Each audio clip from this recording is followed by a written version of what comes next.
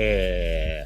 That's Ghost Oh, Dubs with their song Chemical off their album Damaged. damage. C'est Dharma, oui, oui, Les non, damage. non, Oui, oui, oui. oui, oui. Oh, yes, but they'll service to the test. Merde, merde. Oui, oui. So how you Uh, been, man? hey, good. Just doing normal stuff. Nice. Nothing too crazy over here. We had a week off. Absence makes the heart grow fonder. Yeah, I was ready to rock. I was ready to rock. You gotta wear your frock. If you want some cock. Oh, Lord. Like the chicken. I like the fried chicken. I've been cooking a lot of chicken over here. Let me tell you Oh, something. yeah? I was just talking to Odin about fried chicken. What about it?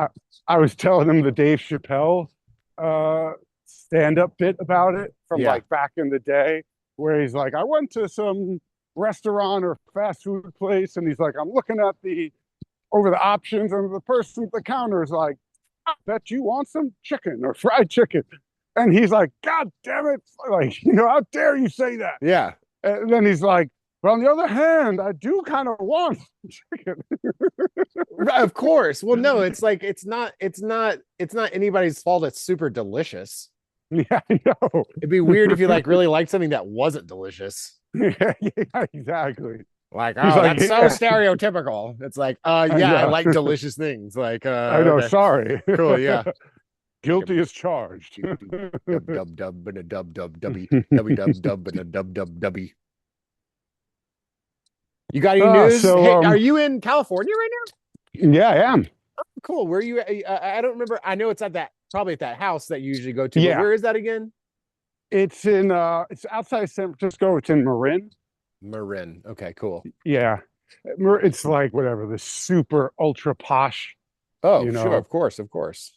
And actually it's a place that like Ram Dass used to be headquartered out of, at least for some period of time.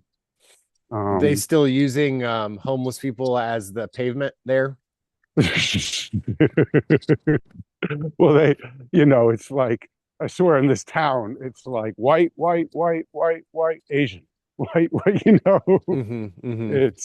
It's like for a place where everyone loves to walk around with a banner about diversity and all that and inclusion. Like there's like no diversity at all here, Yeah, when I It's visited crazy. San Francisco, it was like, whoa, it was the most biggest um like the richest and the most like homeless population I'd ever seen, like right together. It was the because if you go to like a poorer place or something, right? It's like, or Mhm. okay, gotcha. But it was this ultra rich combined with The ultra poor. yeah, just right Yeah. there. Wow, it was mega striking. Like very little in the middle, it's just, Oh no, it's no just, way. Not if you live there. Not if you live like in San Francisco. You're gonna have to make a lot of money. yeah, yeah. And yeah, no, it's actually, it's interesting this time because it's like there's something here, from when we came out to California during my breakdown and all that, beginning of COVID. It was like I just have such wild, like involuntary like sense memory associations with this place. Mm-hmm. So when I come back, it's I guess you could say it ends up being like exposure therapy. Mm-hmm. I get Right. to deal with some of it. Like for example, when I was here, um, during the rough times, I would go on these like long, like 4 to 5 hour hikes Mm-hmm. by myself in like these redwood forests here, and that was, would save me. It was just like something I could do that was really cathartic and healthy every single Right. day. Yeah. And so I've been doing that again, and it's just, I don't know, it's just interesting to walk in those footsteps. But as this, the same person never steps in the same river twice, Right, right. kind of thing. So I'm really re-experiencing it, and honestly, a lot of the thing that was toughest for me about it was the disconnect that happened with me and Steph, Right. and the most at the core of it was the disconnect that happened with me and Odin. Mm-hmm. And Right. so this time around, I mean, just I've been here for almost a week now. I'm leaving tomorrow, and they're going to stay here for until like I don't know, like I think like August 7th or something like that. Okay. Okay. And I've just been having really good bonding with Odin. Oh, awesome. So it's been so good. It's like it's just such a, oh my God, it's a lot of things. I mean, not everything, but a lot of things. I'm not necessarily the fastest learner. Like I say, I'm almost in some ways like a slow learner, um, in that I'm so almost like deep within myself about a lot of things Mm-hmm. that, let's say you're trying to learn a new game or a new whatever, a new thing. For me, it's like I'm so deep within myself uh, that I don't necessarily learn it quickly, um, because whereas like a person that's not so deep within themselves, uh, they might pick up on cues and things normally, and like me, I don't do that as well because it's like I'm so in my own place that, but if I stick with it, I can I can I end up finding my own kind of unique approach to it, Right, and I end right. up seeing things that are most people don't see. Mm-hmm. and so while I'd almost call myself a slow learner, it's like once I start like picking up and making it mine, it's like watch out.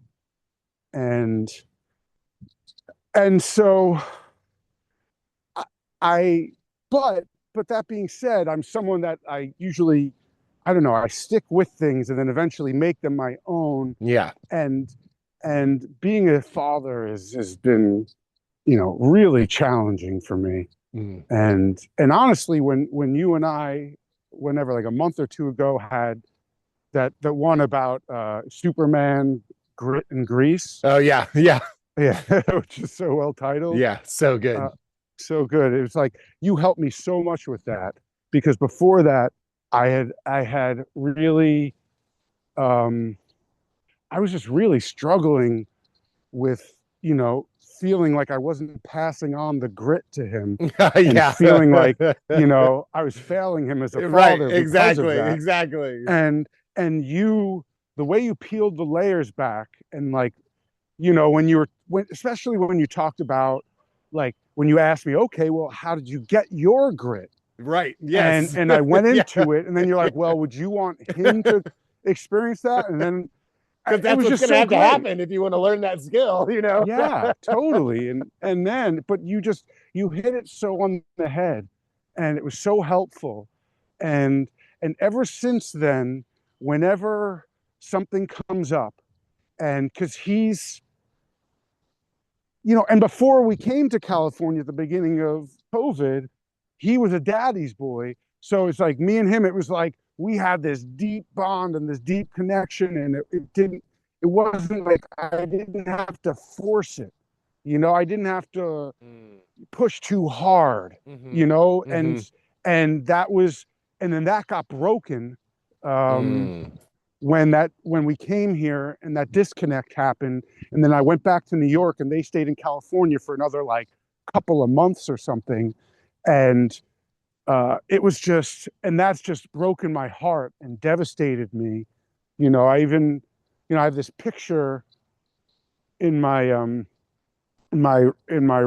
bedroom of uh, me, Odin, my dad, and my dad's mom in a picture. It was like four generations. Yeah. Uh, and and in the picture, Odin was probably, I don't know, let's say he was like 2 years old, give or take. And I was standing there with him, holding him in one arm, and it just, looking at that picture, it just like, it was, I don't know, it hit me so deep of just like, oh my God, I miss how close we were and that connection we had.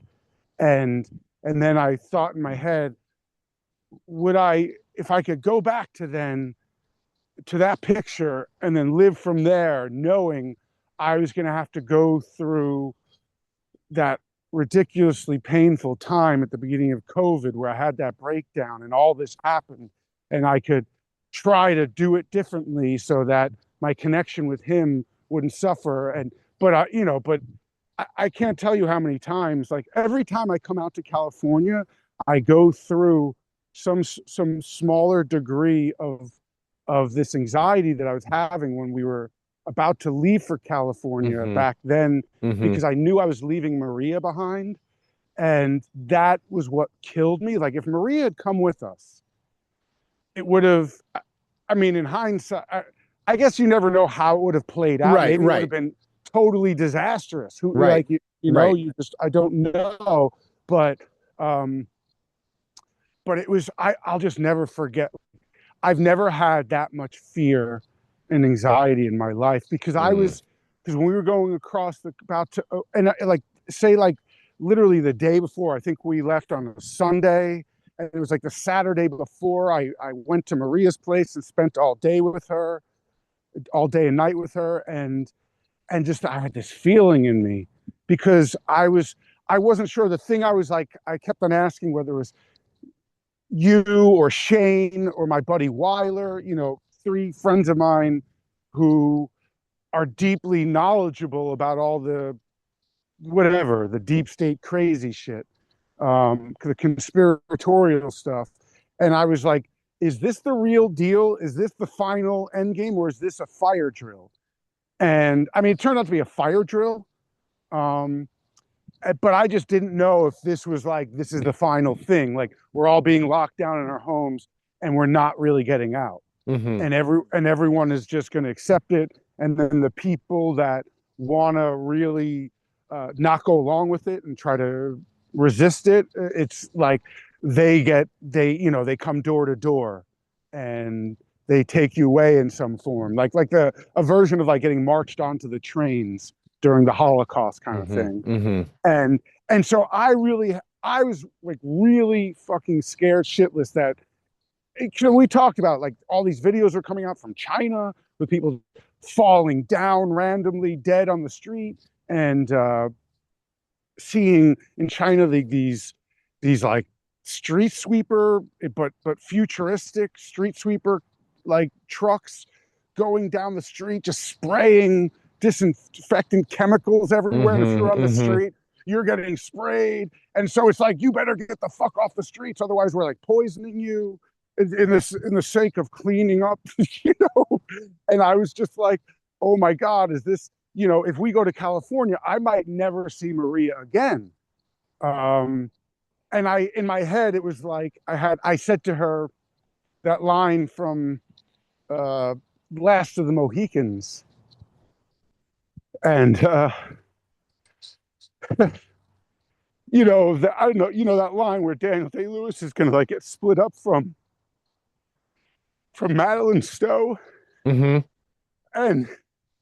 he's just like, no matter what occurs, stay alive. I will find you, And, Yeah.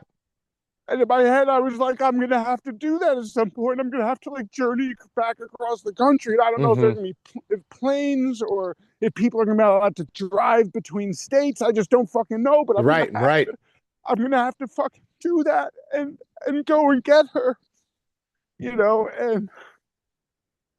and so like every, I was just like racked with that guilt and that fear. And so like every time I come out here since, it's like it triggers that, but I'm like, no, I'm coming back.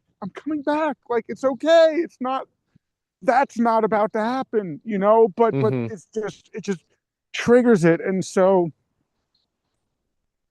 it's just, and to bring it back to what I was mentioning earlier, it's just so helpful and healing to, like, they have a big trampoline out here, and me and Odin just jump on the trampoline and we just talk and talk and just have these great conversations, and it's just this awesome connection and bonding, and it's just so healing for me, because it's been so painful to not have that connection with him.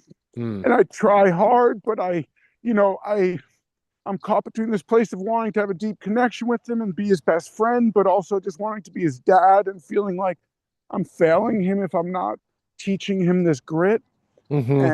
And you helped me so much so now when he reacts in a way that triggers that fatherly failure instinct in me, where I'm like, oh, this is why I need to teach him grit.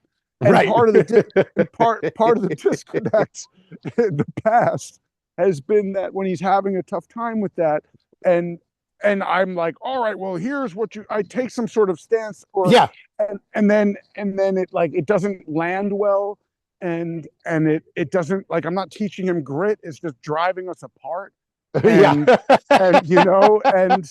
like, it's not helpful, it's not doing what I want it to do or hoping it would do. And ever since you and I had that long talk, and you were like, well, what gave you the grit? And I tell you the traumatic shit that gave me the grit. And then you're like, well, do you want him to go through that? And I'm like, no. and it just hit home. That was so perfect. It unlocked something in me. Right. That was so frozen and locked. That was so helpful. And now there's been like a number of times since that talk when something like that has happened, and he's just, and I'm like, I get that instinct, like, I have to teach him grit here, right. But I'm like, no, it's okay. Just breathe, relax. Right. Like right now and then I hear other things you said, like when you feel this fear or unsafe or panic or whatever, it's like it shuts off the prefrontal cortex, is it? Right. Yes. And so, like, last night, it happened, because Odin's like me. He's just very deep within himself. He's so me. And he just has these thoughts that not many other kids are having. Like, most kids are like, whatever. And he, he's like a normal kid in other ways too. But like me, he's just like pondering some deep, dark shit that most people try to avoid. and I just can't help it, and he can't help it. But Steph is someone who sometimes does that, but the difference between me and her is I try to go as deep as I can into that. Steph tries to avoid it and run away from it and distract herself. So she's like stalemated at these, with these ideas, because she never lets herself really go through the darkness and suffer and feel the pain and work with that. Right. And so she's still stuck in this place. And she's got many other amazing gifts and talents, but this is like such a big Achilles heel for her. And it's kind of like there's suffering that creates more suffering, and then there's suffering that ends suffering.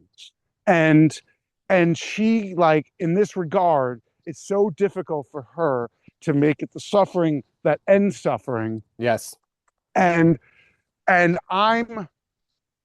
I'd say very good at that, but in the ways I'm not very good at, I just keep on going. Right. Like I don't stop. Maybe there are times when I pause and I'm like, all right, I'm not doing it now, but I like never ever stop.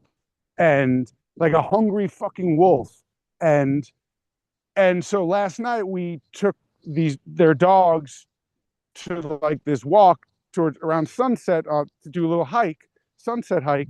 And we were going, and it was like getting dark. It was, and then we were about to go into, the hike into these like forests or whatever. And then Odin, because it was nighttime, all of a sudden he started getting scared because we're about to go into this forest at night. And then all of a sudden he starts letting us know, like, he's getting scared, and he's thinking about death, and he's pondering death and what death is, and how, how, of course, right, and so in Steph's reaction is to like, oh, let me make you feel better. Let me make you feel better. Right.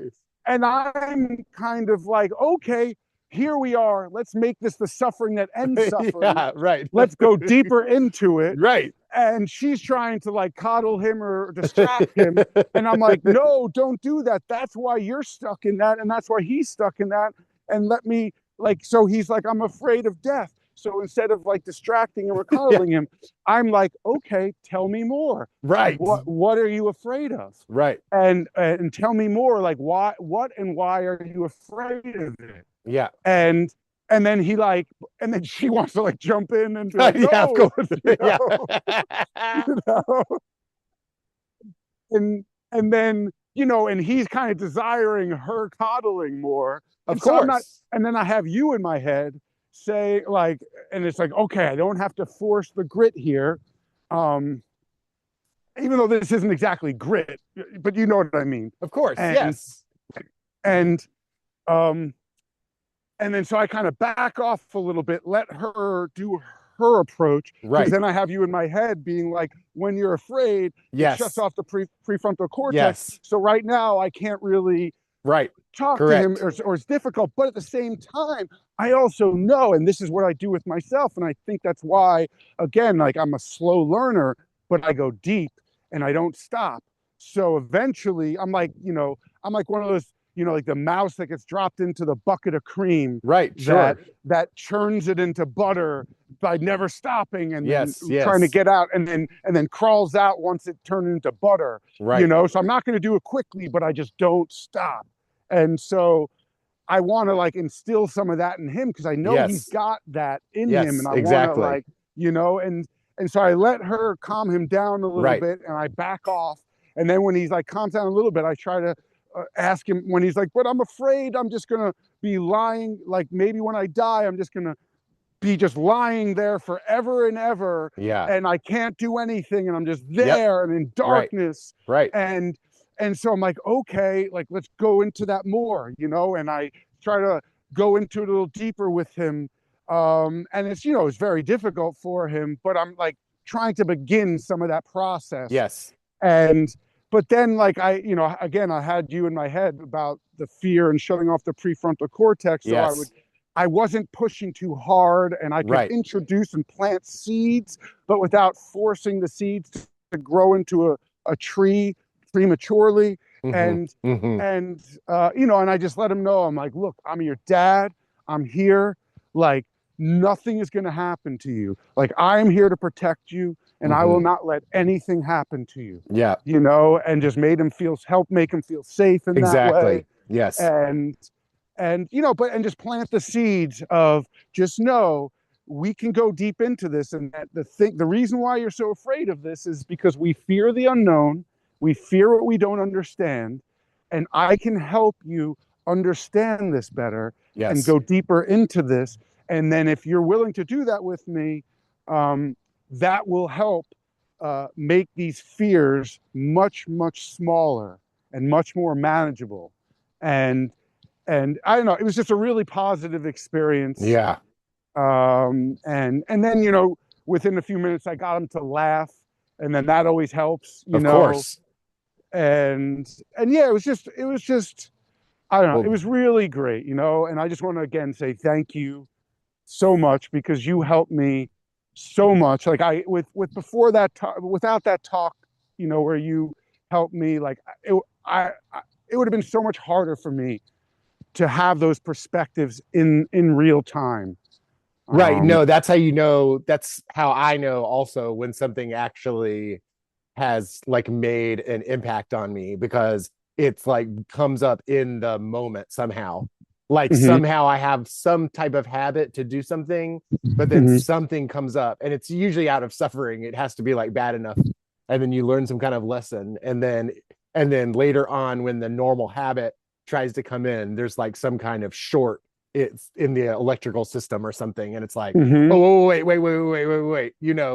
It's like you burning your hand. You may need to burn your hand like once or twice. And then you're way more careful around the fire or the stove or whatever, but you kind of need that. You need the suffering part, like you're talking about, or I wrote down that the two phrases I often use, the karma has to become the dharma, or karma can become a vow. But the second one doesn't really do it for me. But the thing that's hard for us,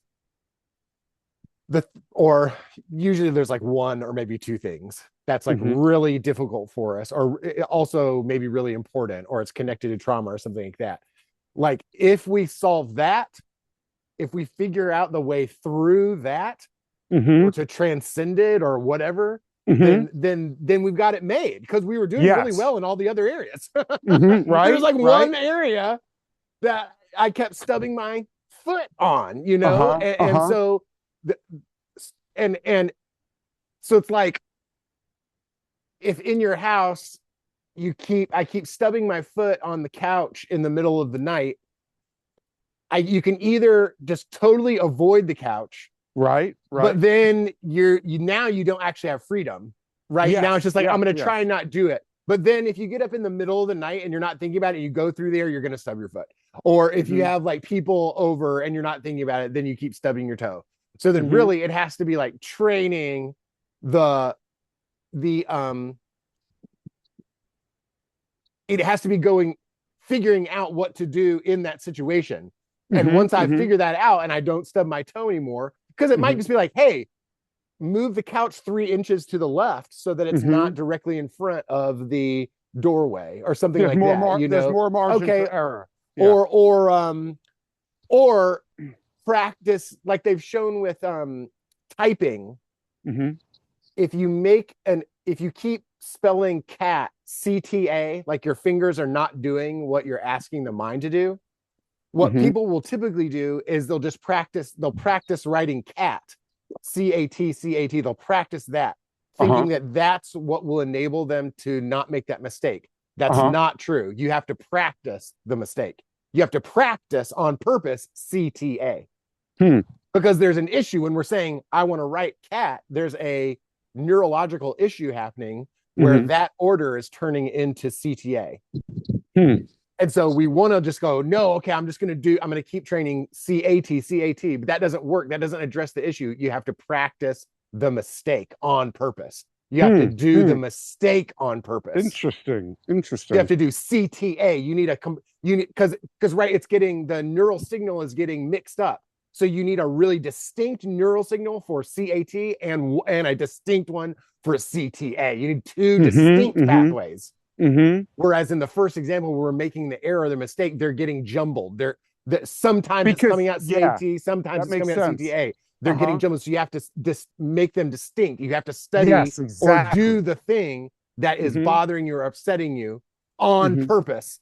And if it's like a fear, then you're going to have to do it at a slow enough way where the prefrontal cortex stays on. So that, because that's one of the main things the prefrontal cortex do, is what it does is allow you to go in and change the neural connections in the rest of the brain.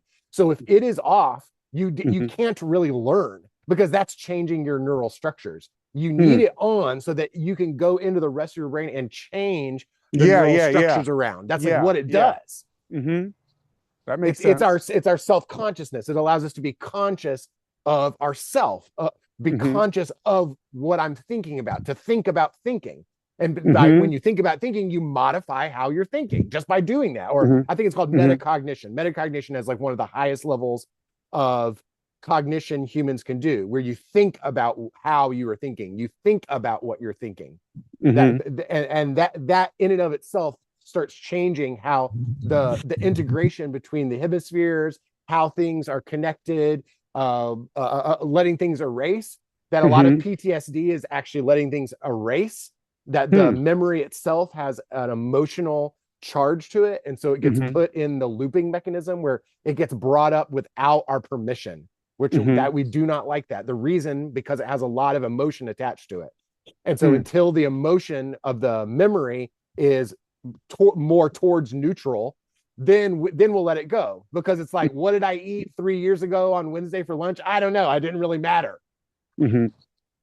Right. But if that was the day that like my dog died, I will remember that I was eating SpaghettiOs. And then I found out my dog died or something. And so you'll always remember that. Will keep coming up, that flavor of that. that The weird sense tomato memory. sauce or whatever will Yeah, come up yeah, in your yeah. mind. Oh yeah, I remember that, those SpaghettiOs, you know. And Mm-hmm. so it's like Mm-hmm. a erasure. We're trying to let it go. Actually, the mind is trying to erase everything all the time, but we keep Mm-hmm. things in the loop via emotionality. Hmm. Hmm.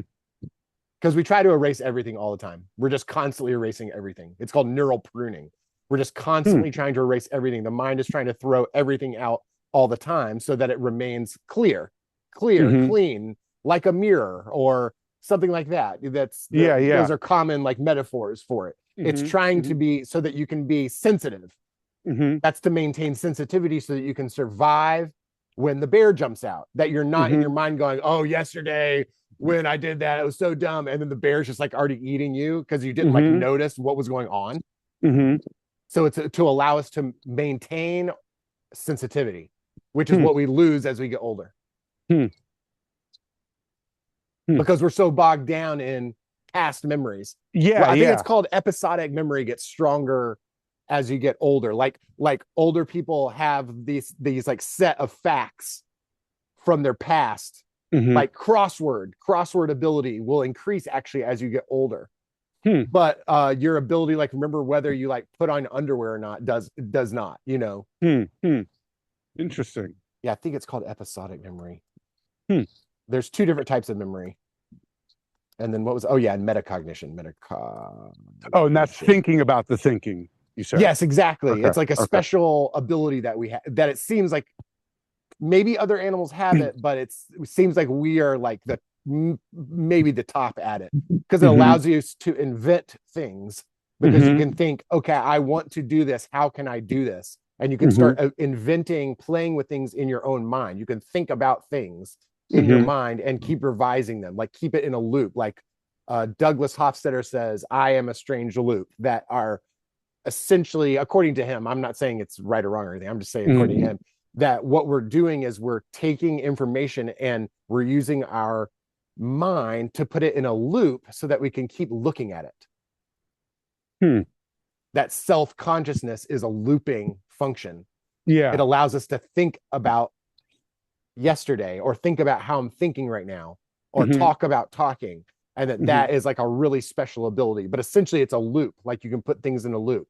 And we enjoy doing that, but not when it's against our will. When things get put into that loop and keep getting brought up without our permission, we don't like that.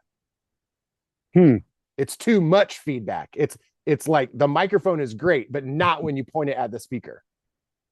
It's too much feedback. Yeah, yeah, yeah, yeah. The loop, because it's a feedback loop, right? Yes, exactly. Which is, you're talking about looping. Yeah. Yes, yes. Yeah. Because that's right. I mean, so many things work or in a circular or looping way, and we sometimes want it to be prefer it to be linear because we're like the fastest way to A to B is a straight line. Yes, But and that's not necessarily a way our minds work. that's left hemisphere. Mm-hmm. The analytical brain. Yes, whereas right, yeah. which is just one type of intelligence. And then there's right hemisphere, which does not work along a timeline. It tries to zoom out and look at everything kind of as a grouping. Hmm. And so we want combination of the two. I mean, this is a lot of like, this is how I approach chess therapy with clients is you find out if they're interested in playing chess at all, you find out whether they like slow chess where you get to think or fast chess where you get to move. And that tells you which of their hemispheres dominates their behavior because the left side is going to want to be able to think things through logically. The right side is just going to trust intuition. It's more what we would call intuitional intelligence. There's no time to think, just move. I'm just going to trust my intuition. And so once you find out which one they like, then you keep developing the side that you like, but then you purposely start bringing in the other one. To even things out. You want to create an integration between the hemispheres. Actual neural integration between the hemispheres is going to yield better results. People are going to have higher esteem. They're going to be able to deal with their emotions better. They're going to take action on their desires or their wants more likely to. I mean, this is it's called brain integration or hemisphere integration. And you're kind of looking to see what areas is a person already doing well in And then like, what's the one or two things that keep slipping them up? It's just like the karma thing we were talking about before. And then it's not about like, it's also the 10,000 practice hours. It's not 10,000 hours makes a master. It's 10,000 targeted practicing hours. And targeted practicing means finding out what you're good at and what you're bad at and continuing to train both. That we tend to stop improving at any skill after 50 hours or so, because by that time we've determined which things in that realm we enjoy, and then we only do those. Basically, because our ego prevents us from growing or integrating, like the house stone thing, integrating the things that we disown or try to avoid because we're not really good at them. So it doesn't feel good when we try them, we struggle, versus if we stick to the things we're good at, we can at least have fun and enjoy it. But it's like, okay, but you're not gonna become more balanced and blossom and grow into this giant redwood, you know, because if you stick to just the thing you're good at, you know, you're gonna maybe become a plant as opposed to a giant redwood. Yeah. And I was just watching this guy he's like a doctor and started his own businesses and blah, blah, blah, and all this amazing stuff. Like not even just like a doctor, like the top of the class. And he talked about how he studied so much less than other people. And his whole approach, which I thought it was brilliant. I just came across this. And it's a lot of what we're talking about, is that he said we go towards a feeling of fluency when we're learning, but that's actually the slowest, least productive or productive. Because really, if you want to learn a language, it's immersion. You get thrown into it, you have no clue what the hell's going on. And you maintain that. And as you maintain that, then you start learning the language. It just does. You don't even have to do anything. The feeling of, oh my gosh, I have no clue what's going on right now is the highest level of learning for humans. That's immersion. That's what we did as children for a really long time, because we didn't know anything, and everyone's telling us stuff all the time. We don't know what that is. What's that called? I don't know. You know, everything is new like that. So it's a lack of fluency in walking, in talking, in doing math, in what you don't know anything. So you're learning at a mega rate. So he talks about that, like typically with studying, we try to, the typical way is, you know, you make like a list and then you like review that list until you have it like memorized. The issue with that is if you don't review that like a lot, you'll lose it. And then once you take the test and you walk out of that room, your brain is going to start neurally pruning all the information. You're going to lose 58 to 80% of it once you take the test. The brains go, oh, okay, good. We don't have to hold on to this information anymore. Okay, blah. So he talked about his whole way was building, continuing to building what he called mind maps, with the process being continuing to ask questions about the material you don't know the answer to. That you just dive into the darkness of the material of whatever it is you're trying to learn. So it's not about memorization. It's about trying to ask questions that you don't know the answer to, and then trying to find out those answers. And that ends up creating this web of interlocked material that you actually can use. That it's not a list of things you've memorized. You know the things and how they interrelate, and you know or have answered questions that people who are just studying for the test would never have even asked. And so you end up with this level of understanding that's far beyond, but it's for forsaking fluency. It's going towards not feeling fluent, going towards feeling overwhelmed, going towards I don't know any of this. And all this is it's so interesting. I'm realizing so much of this is looping together, because that's the same thing with getting over a fear. We don't want to do it. It's overwhelming. And so the only way to do it is do it in a way where the prefrontal cortex stays on, our ability to learn stays on, and then dive into the darkness. Go into the dark woods one step at a time. I've recommended for a lot, probably at least 3 people I can think of right now. One right now, one of my clients right now, that they need to go and sit in the complete dark with their eyes closed. You need to go sit in the dark. And the client, I think right now, I would tell her that, she was like, no. I'm too scared. I'm like, I know, that's why I'm advising it. So I said, Yeah, yeah, yeah. here's what you could do. You don't her house backs up to some woods. And so I was like, yeah, go into the woods and sit under a tree when it's totally dark and close your eyes. And she was like, no. And I was like, okay. Would you be willing? Because this is that's like the question. What are you willing to? Because you have to lower you have the part that's saying, I'm scared. You say, okay, I hear you. Then what you have to lower the price of entry. So then it was like, would you be willing to sit on your back deck, or like the patio or whatever, with where you're still by your house with your eyes closed? And she was like, yes. And she did that, and she like really enjoyed it. It was like very thrilling. And so now we're working on, okay, start moving further away from your house. Because you realize that the hearing, our culture is dominated by vision. We're everything is about look, especially judgment and criticism is mostly motored by our eyesight. And so people who are critical or judgmental or really I notice it with myself. You'll see, especially, it's like, I think it's why it ends up being people who wear glasses a lot, is because they're straining their eyes all the time. They're very intellectual. And so it's like, and that's like the main way we learn. It's the main way we are judgmental and critical. We're scanning the environment for dangers. We're scanning things for that aren't normal. And then we're responding to those. So shutting off the eyes, letting go of the eyesight as like an anti-anxiety, connect to your environment, become one with your environment type exercise that can work really well for people that are really over reliant on their eyes. And it makes me think, go.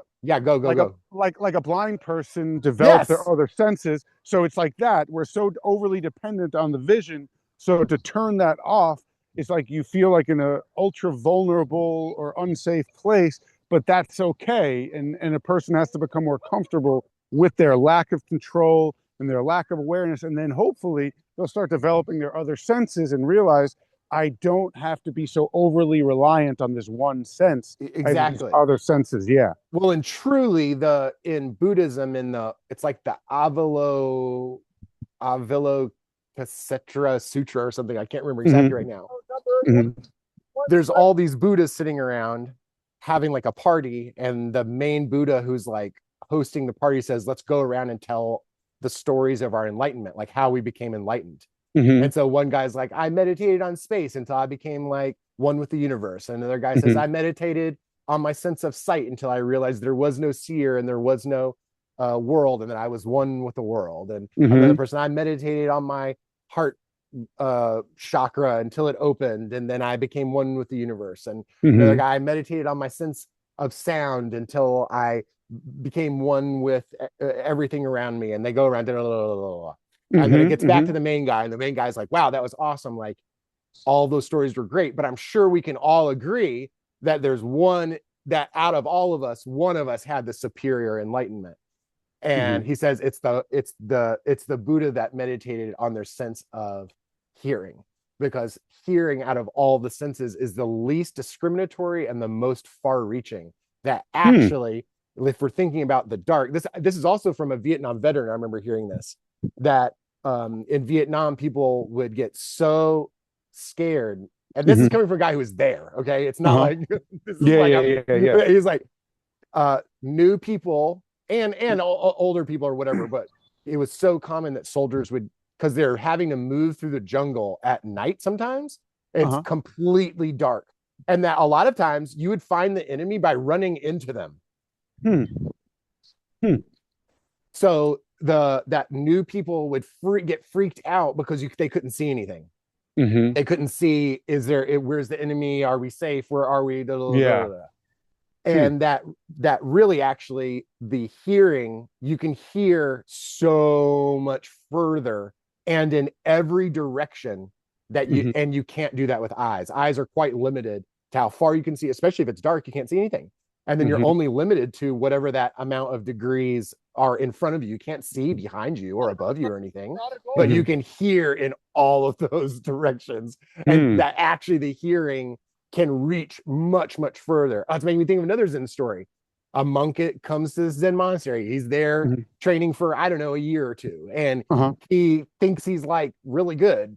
And so he Hmm. goes to the head monk and is like, okay, I think I've like, I'm ready. I think I'm ready or something. Hmm. Hmm. And the guy says, have you heard, can you hear the stream on the other side of the mountain? And the guy thinks that this is like some kind of koan or like a puzzle or Yeah, something. yeah, yeah, yeah. And so he's like, no, I don't know. Like, what do you mean or something? And the head monk says, okay, you're not ready. You need to go keep meditating. So the guy Yeah. keeps at it. And then eventually, it's actually really common with uh, a lot of monks when they do uh, go to meditate like completely on their own. What is that called? Where you go off on your own? Not reclusive, but anyway, who cares? Like a Um, sabbatical kind of thing, yeah, or or you go off on your own and just meditate in like a cave or something, okay. their sense of hearing starts to get just like ridiculously good. And Mhm. so then the monk keeps at it, and then one day he's meditating and all of a sudden he hears the water trickling, and Mhm. he realizes that he is now hearing the stream on the other side of the mountain. And he goes to the Oh, teacher and he goes, I am. Yeah, yeah, I get what you're saying now. It wasn't some weird puzzle or uh-huh, some uh-huh. metaphysical thing. Yeah. Yes, I can hear the stream on the other side of the mountain, and the teacher's like, okay, you've made it. Huh. Huh. Huh. Or like the blind people who can echolocate. Hmm. I don't know if you've ever seen those videos. It's No. unbelievable. No, tell me. They make a click like this, like that, and they can echolocate like a bat. Like Huh. like one of the videos, they bring somebody into a blind guy into a room. Hmm. There's a table in there with different objects on it. He's like a good 10 feet away from the table, and he Hmm. starts clicking and he goes, there's a table over there. There's like Hmm. four things on top of it. Like one is like really tall, one is like kind of a more flat, like has a flat face, and starts describing that way. Hmm. There's a really famous kid. There's videos of him. He would ride a bike, Hmm. and his dad said, I watched him ride his bike and I realized actually he's safer than the other kids who can see riding their bike because he hears the cars coming Hmm. before they're even seen by the other kids. Hmm. And he can hear the stuff on the road. They show him riding the bike, and there's like some stuff on the road, and he just like goes around it. He plays Uh-huh. basketball Uh-huh. because he can click and hear where the Yeah, yeah. rim is. Hmm. Wow. That's pretty amazing. Yeah, unbelievable. Check out show Odin that. If you're gonna go into Well, the forest again, into the dark, show him that kid. There's a it's like the well, kid who can see without eyes or something. Oh man. maybe after this, just send me the I'm gonna clip pull it up and I'll. right now because Awesome, since we're awesome. talking about it, what kid I just showed it to Emery the other day. It was like on my mind. This Hmm. was like a 3 minute or something. But I'll put it on here so that Yeah, and just send me a link because I just want to, so I can just. of course. Thank you. Yeah, it reminds me a little bit of. Did you see that short film by Wes Anderson called like Henry Sugar? Oh, well, yeah, I didn't. That's one of my favorite Roald Right. So Dahl. Roald Dahl. Yeah, Yeah, exactly. yeah.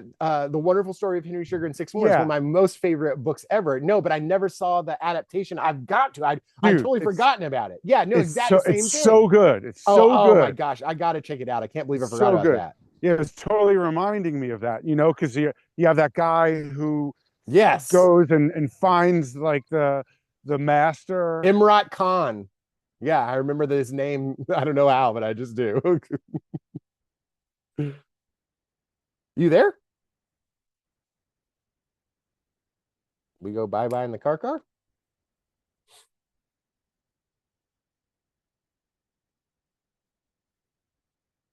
If you can hear me, I cannot hear you. I'm guessing we just got disconnected and you'll come back in a moment or something.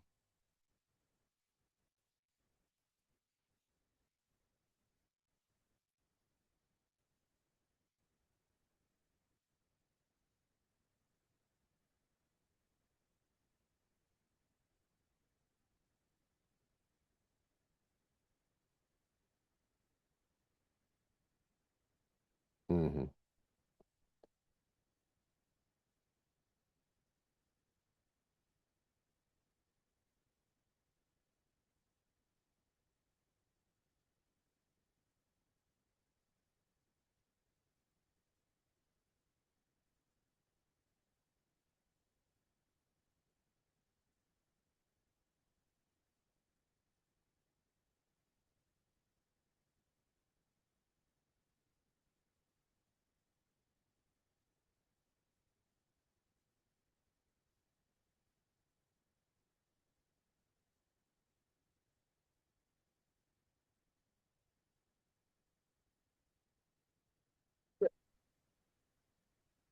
Hello? Oh yeah, there we go.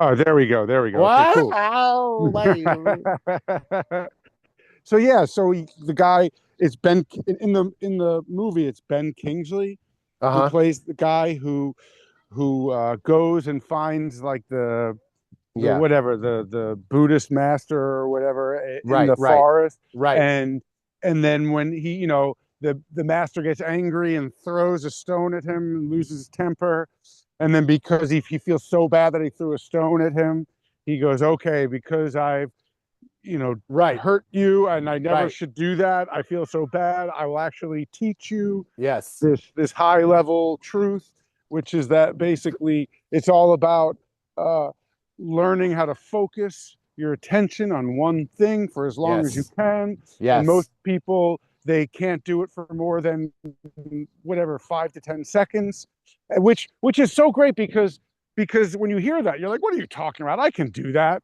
And then it's like, all right, we'll try. yeah. And Welcome to like it's every meditation technique ever. It's yeah. all the same thing. Put your attention Hmm. on this, on your thumbnail, on the flame, on your Hmm. body, on your breathing, on your whatever, Uh-huh. and then stay Exactly. there, and then And stay stay there. there. And the mind is going to want to jump around, which is normal. That's fine. To keep coming Hmm. back to the thing. Keep Yeah, coming back to the thing. That's it. That's it. That's all the exactly. methods. It's all the same thing. And yeah, Yeah, it's yeah. really hard. Yeah, it's really hard. And it's great because then the Ben Kingsley character, through doing that, he learns how to it's like what you were talking about with the echo. Is he like learns to like go with no eyesight and then basically do everything that a person can with their eyes with their eyesight, but doing it blindfolded. And then basically that guy writes his little book and is like does like the circus, works at a circus and does this and goes to these scientists to study him, and because he wants to prove that this isn't some parlor trick. He wants to prove that there's actually a method to the madness. Yeah. And then Henry Sugar stumbles upon that little book in the library, and he's like the son of a wealthy person who, whatever, is a bit lost or meandering. And then when he reads the story, he goes and he tries, because at first it's like stare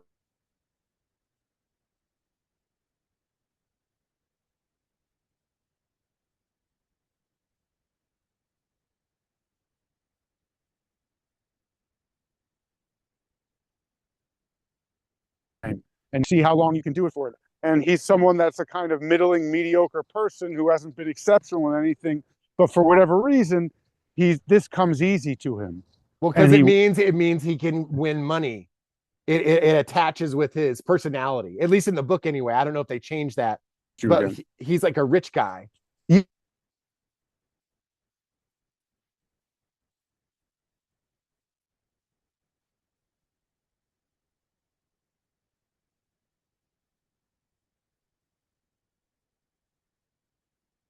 He's like, I'm going to do this, and he gets determined, and then he just works on it and works on it and works on it, and then he applies that once he gets.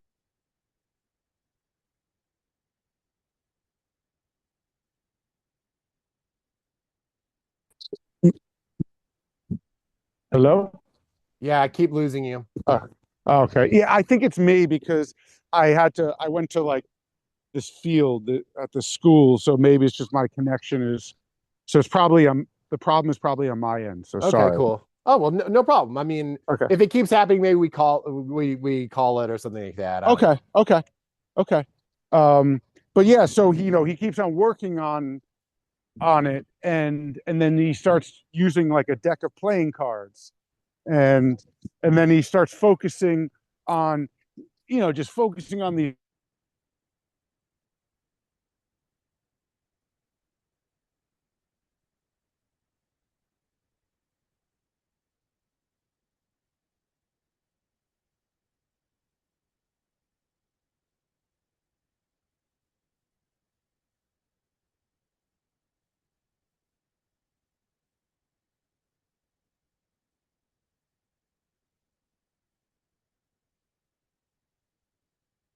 card is when it's down, and he gets really advanced at this, makes a ton of money, and gives it to different charities and whatnot. Are you still there? Yeah, Okay. lost you And for a few seconds, but whatever. okay.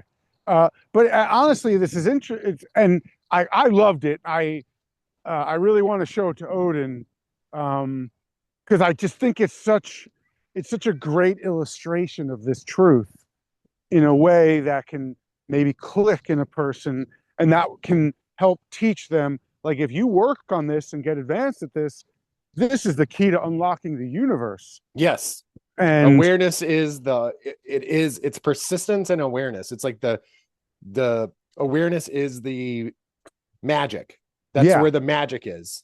There's Hmm. magic in there, Yeah. and it's surprising, and in some ways we have to get convinced.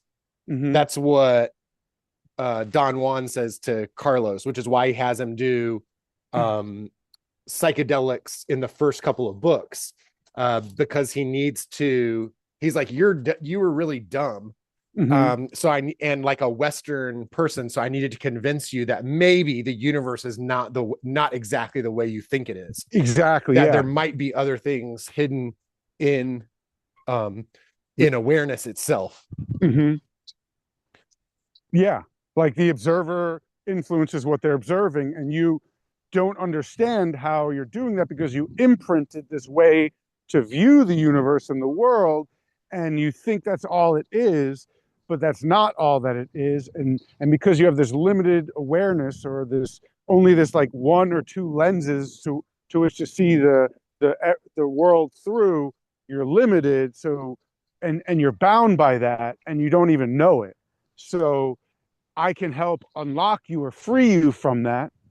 And I don't know if there's been some. I didn't go deep into it. I saw it, and I saw a few things that were kind of going into some lesser known things about Carlos Castaneda. I don't know if you're aware of this. Oh, I probably know it all. I No, used to. stuff that's like very critical of Of Carlos course. Oh Castaneda. yeah, Okay, absolutely.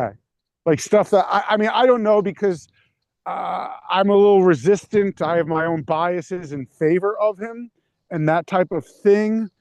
And it was, I don't know, just, I didn't even like, again, I was, when I saw it, I was like, oh, I thought of you. And I was like, oh, I don't know if you know this stuff.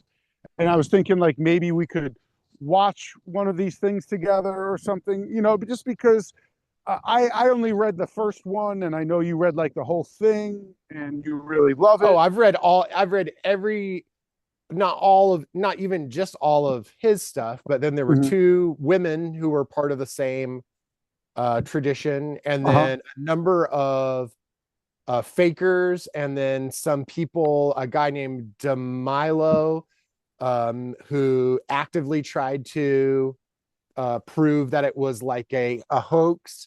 And yeah, there's still like people on pro and con on both side of it. Hmm. Hmm.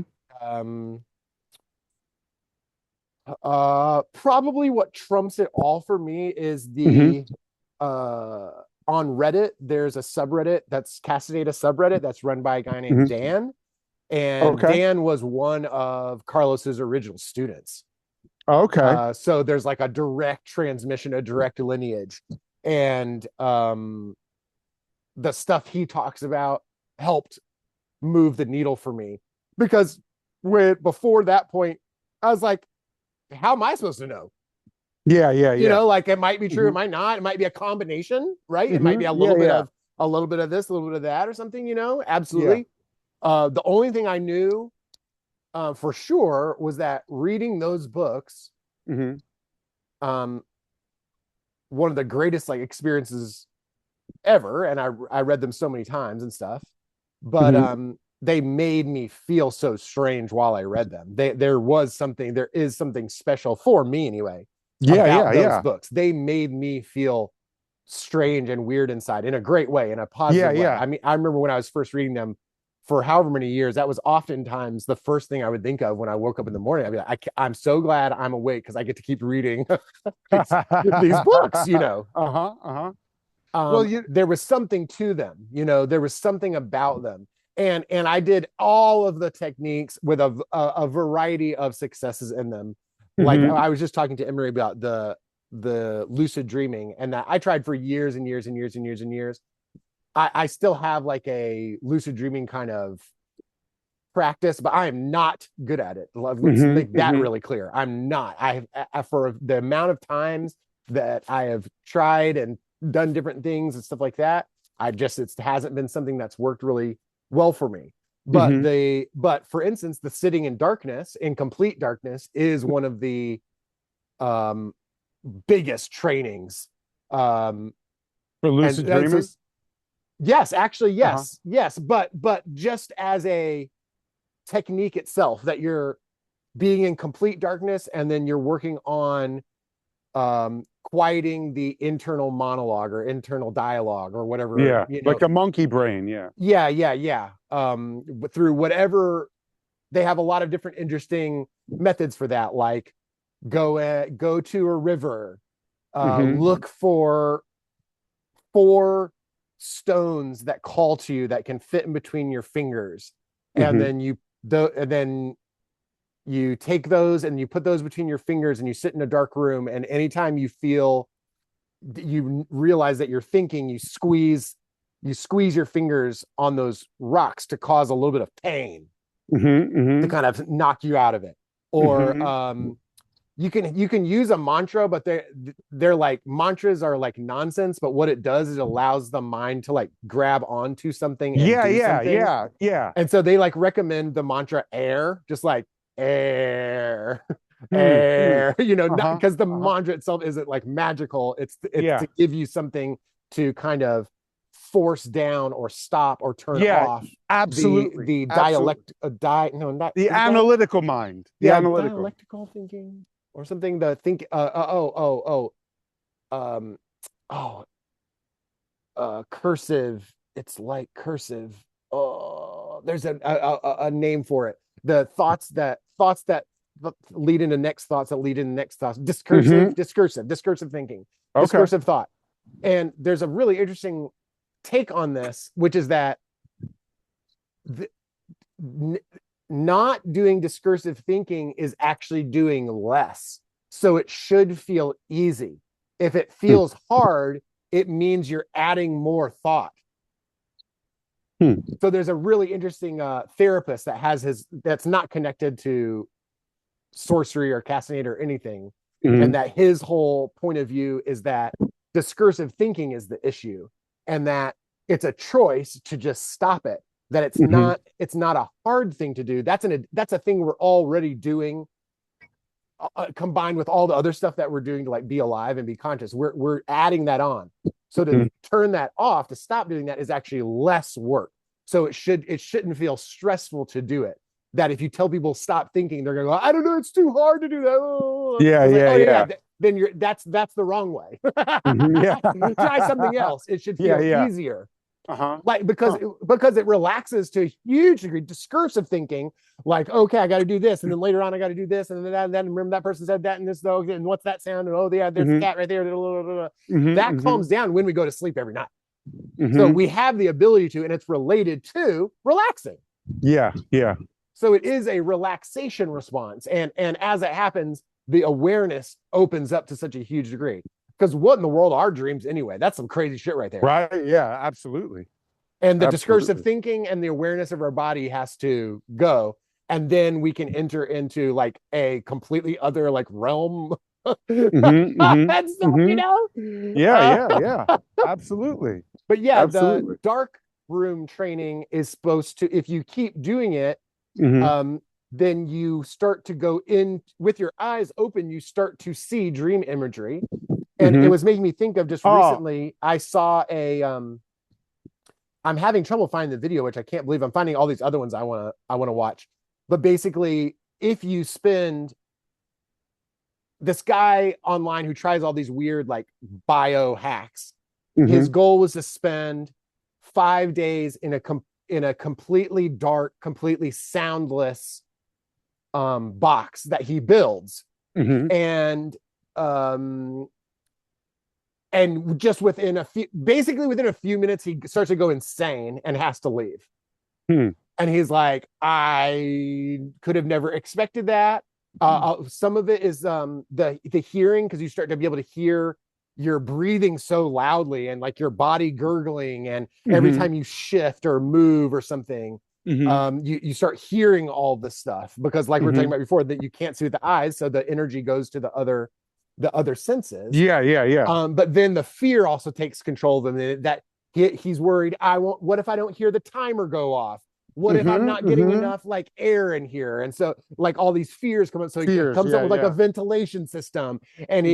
he tests like a really loud alarm like thing that's like outside of the box. He doesn't want to bring any electronics in the box with him and stuff. So he kind of has to resolve that. But even then, it's extraordinarily difficult. Within less than an hour, he's starting to have hallucinations, and he's which has happened to me, and which I think, according to Dan in the sorcery thing, by the way, I'm sorry, I'm just blabbing on, I'm just going No, with no, it. go, go, go. That it seems like what starts to happen is when the human gets put in a completely dark room, Uh-huh. our eyes start to be able to pick up some level of infrared light, because you Hmm. Hmm. start, even in a completely dark room, if you stay there, you start to be able to see your hands in front of you. You start to be able Hmm. to Hmm. see them. Yeah, yeah. No, I understand. I've had that Yeah, experience. it's crazy. Yeah. Um, uh, or you start to be able to see like the whole room, like you start to be able to see like where the walls are and stuff. Yeah, yeah. As so something happens, that's like Hmm. really, really interesting, at some type of scientific or biological level. I mean, all this stuff is going to have a scientific or biological um method behind it. There's a reason this stuff is happening. It's not because God chose me and I'm special. It's because, Yeah. oh no, when you stop seeing the typical wavelength of light, actually you start opening yourself up to be able to see and perceive Exactly, this other exactly. wavelength that we typically are is there all the time, but we just don't notice. Yeah, This is stuff exactly. that's there all the time. We just don't notice because we're not sensitive enough, or we're not Yeah. developing that Or sensitivity. because we're relying too much on these senses that we're normally used to, that we never get a chance to develop the ones that we have less contact with and are Yes. less familiar with. And so once you just shut off, like we were talking about the blind person developing the other senses, it's just, yeah, once you turn off the thing you're used to, you're forced to adapt. And we can adapt. And because we end up becoming this habit, and the habit becomes the pattern becomes the habit becomes behavior, the behavior becomes our personality, and then what we feel comfortable doing. And so we rarely leave it. But if you can just turn off the thing you're most comfortable with and leaning on, kind of like the Hal Stone thing, Or the lack of or fluency. It's letting go of yes, fluency. exactly, Yeah, it's putting exactly, yourself in a situation you don't know what the hell's going on, which means you exactly, are going to be learning at the highest possible rate, even though you exactly. feel uncomfortable.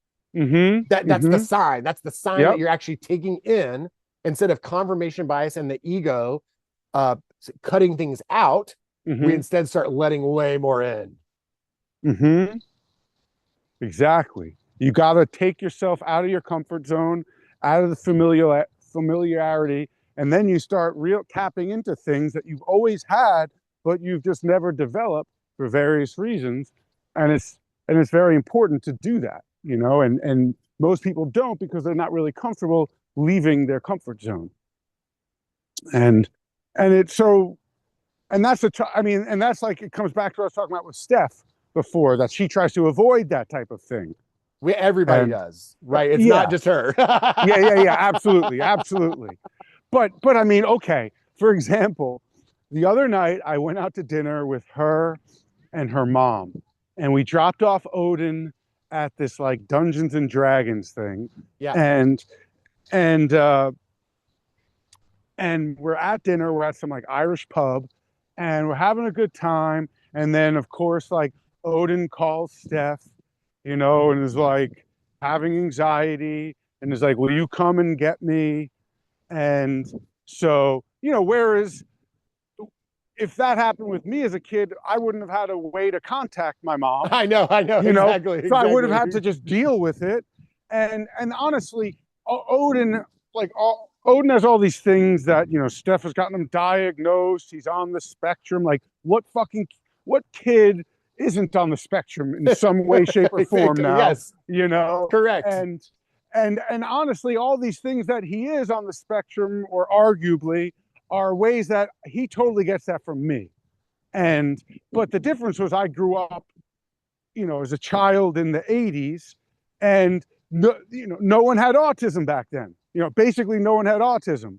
And so when someone like me had these traits, no one knew or cared, and I didn't know, and no one was like, well, this is because he has sensory processing disorder or whatever. It was just like, you just had to suck it up and deal with it.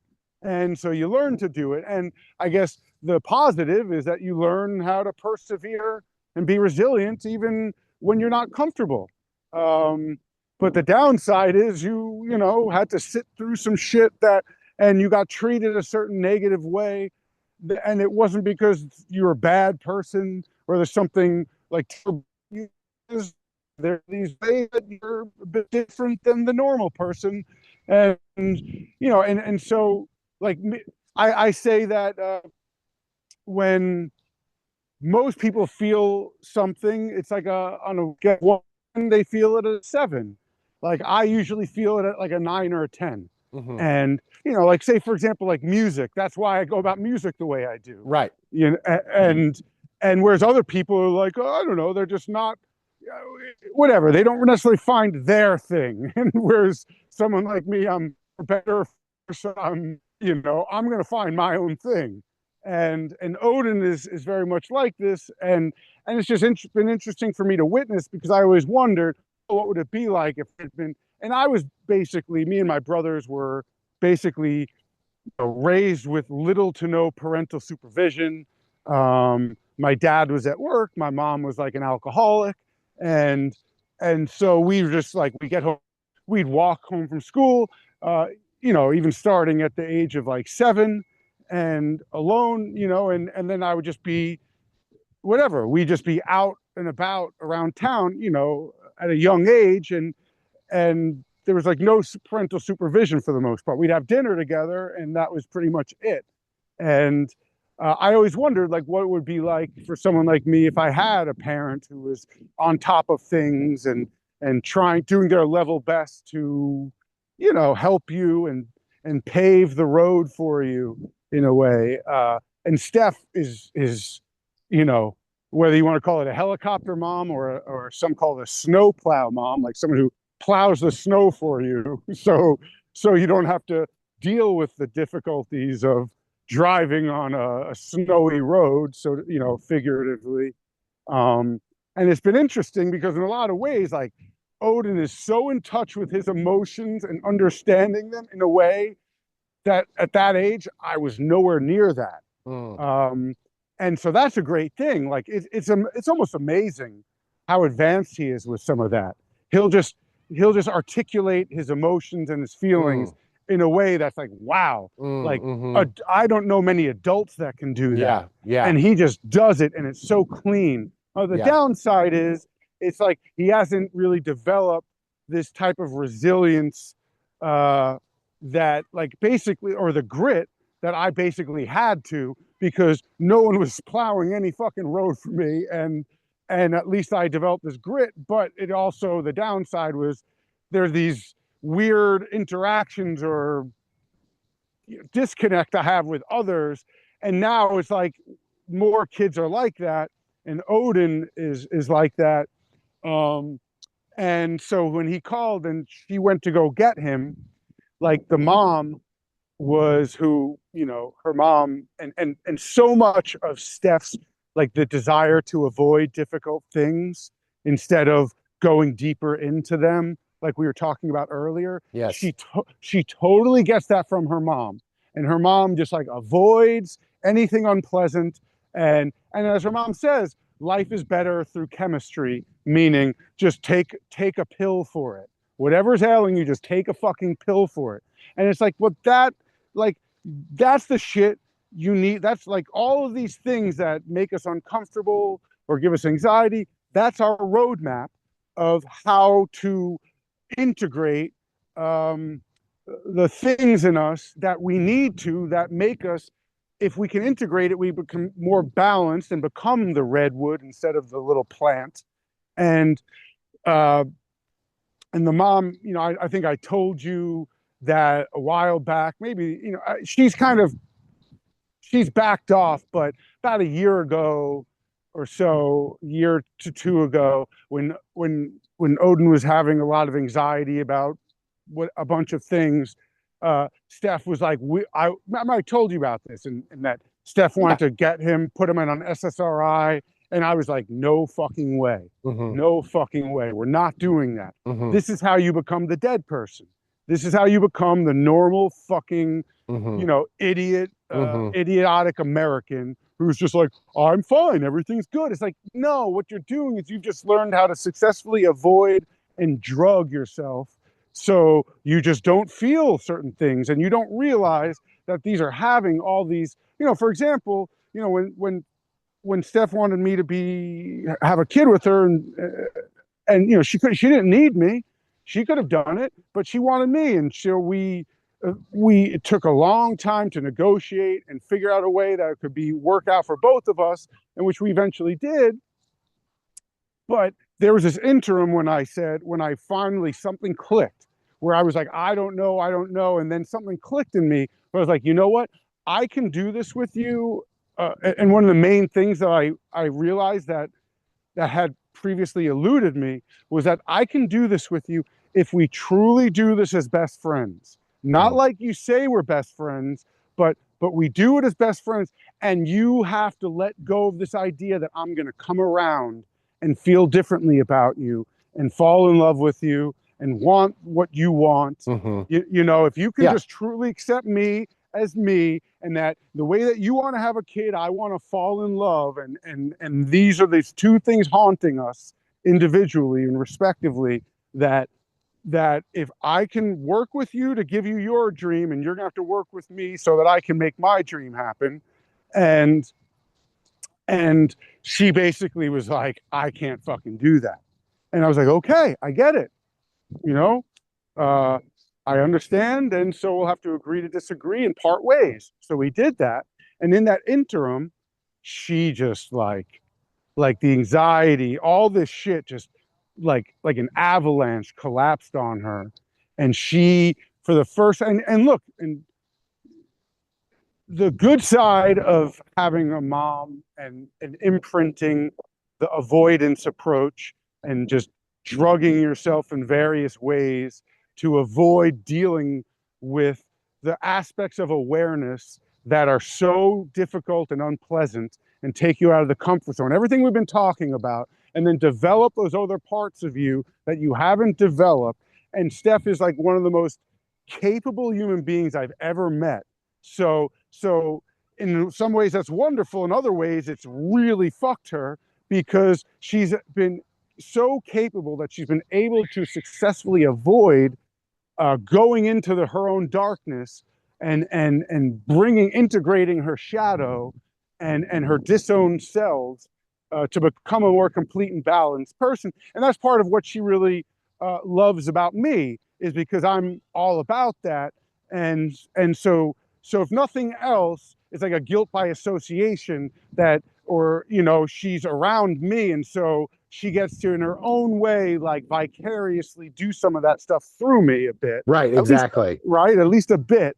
And and the mom, when Steph went to go pick up Odin, the mom was like, so, like, and I was like, well, okay, we're gonna go there. She's like, so, um I think you should medicate Odin. Right. And I'm like, all right, let's go there. You know? And so she says her piece. And then I'm like, okay, now I'll say my piece. And I started going like deep into context about me, Steph, the difference between avoiding and the difference between, you know, going deep into your darkness, and I start going deep into it. And at some point she's just like loses interest, you know, because all she wants is she just wants to feel good. She just wants to avoid and distract. And that means giving Odin the medicine. And as I'm going deep into the stuff, she's like, I wasn't doing this as some sort of, I don't know, like I wasn't trying to avoid anything. I was just trying to go deeply into something and provide what I consider as proper context to what I think the real issues at hand are. And the which is really everything we've been talking about here, the difference between allowing yourself to go deeply into what you're less comfortable with and develop those things, as opposed to just avoiding them and drugging yourself to distract, and then therefore you never develop that shit. And I'm like, yeah, or like what the scenario I was talking about last night with walking the dogs at the sunset, and you know, the difference of me trying to help him you have it become suffering that ends suffering, as opposed to just distract him from it. But I'm willing to tap the brakes, and you know, because I don't want to like force it or go too hard, you know, because I don't want to like force the grit, because I feel like that's my job as a father, you know, like I was saying, you helped me Yeah. with that. Yeah. And so I was able to go about a more balanced way and blah blah blah. But it was like interesting because with the mom, it was like going into it and she just was like lost interest and was like, whatever, let's change the subject, let's talk about something else. And it's like, okay. You know, like I wasn't trying to do that. I wasn't trying to make it so that you'd want to change the subject. But I guess, you know, if you don't want to go deeply into it and you want to just change the subject, well, I guess like that's fine with me, you know, because Yeah. you're trying to lobby me to do something that over my fucking dead body we're going to do, Right. you know, because I'm not going to let him become like you, because she lives in fear, you know, and just is in a constant state of comfort. And that's fine. Like that's fine for her. You know, she's not my problem. She's not my responsibility, you know? And honestly, a lot of the stuff that I have problems with Steph about is like, oh, it is a similar thing where I'm like, all right, that's you and that's your way and that's your choice. I can't make you do one thing or the other. But now it's like we have this kid and you don't want to model that too much for him, because he'll go deeply down that road, which he has done, especially in these past handful of years since I had that breakdown. And he wasn't, when he was a daddy's boy before, now he's become a mama's boy, and you know, desiring comfort and things to be done for him and all this stuff. And it's like, look, you're you know, the path to hell is paved with good intentions. She means well completely and only has the best of intentions, but like she's made him soft and you know, non-resilient in ways that she really wants him to be resilient. Of course. And you know, and it's and honestly, it's and that's part of when I was, you know, we did that podcast where you're like, I'll just post it privately. You know, a lot of my frustrations with her had to do with her desire to avoid things instead and be dishonest, instead of just non-avoiding things and being honest and trying to come to peace with them or confront them, however you want to put them. And it's like, look, it's one thing if we're just friends or partners and you struggle with this, okay, but it's like we have a kid now, and you don't want to pass along these recessive, you know, behaviors. You know, you don't want to pass on. You don't want him to live in fear. Like, and she doesn't want him to live in fear, but she can't help. And it's like who she is, or not who she is, but what she has allowed herself to become, and struggles to change. And while you understand a lot of this, and I understand a lot of this, you know, she goes to like a therapist, and these therapists don't understand this. because that's not what DSM is about. You know, Well, they DSM, would have to have done it themselves. exactly, exactly. You know, and these people are just really, DSM is about how to, just like the allopathic medicine, it's about addressing symptoms so that you can remain uh, uh, Yeah, it relieves more, some stress to talk release, about stuff. yeah, and It does. allows, yeah, and allows you to remain a cog in the machine Yeah, instead of, absolutely right. instead of like, wait a Yes. second, why do I want to be a cog in the machine? It's like, well, because then I have purpose, then I have Right. success, and then I Right. have, money, and then I have security, and then I have all these things. I was like, okay, I understand that is where our culture is at, but I don't really want to conform to that. And that's something that I think is really harmful in a number of ways. And, and I think these are things that are important to work on. And so she intellectually, she agrees with me. Um, so, so on some level, she doesn't really resist it. It's just, she knows she doesn't really walk that walk, even though she can talk the talk. She's gone to these Buddhist retreats and gone deep into yoga and hung out with yogis and has read the Thich Nhat Hanh books. You know what I'm saying? And so it's not like she's completely clueless about this. She's aware of it, but she's more capable of talking the talk than walk the walk. And she'd like to be able to walk the walk more. Um, and and I don't know. I mean, I just think, especially since I've talked to you, and as I said earlier, you helped me go about this differently and take some pressure off of myself that I was putting on myself, that was preventing me or making it Yes, harder for exactly. me. Yeah, Yeah, to walk the walk myself. exactly. In ways that I'm not comfortable with, and you help me unlock some of those things. And again, thank you. And Well, it goes both ways. It goes both ways. I'm glad to hear that. And I basically have to go. Okay, okay, I'm at the like okay. last minute. Yeah, no Um, problem. I'll post this later. I can't send you I gotta like go right now. Okay, So, okay. but I'll send you the videos later, the stuff that we were talking about. Awesome. Thank you so much. Awesome, man. I'll talk to you later. I'll talk to you next time. All right, definitely, man. Okay, cool. Later, Bye. buddy.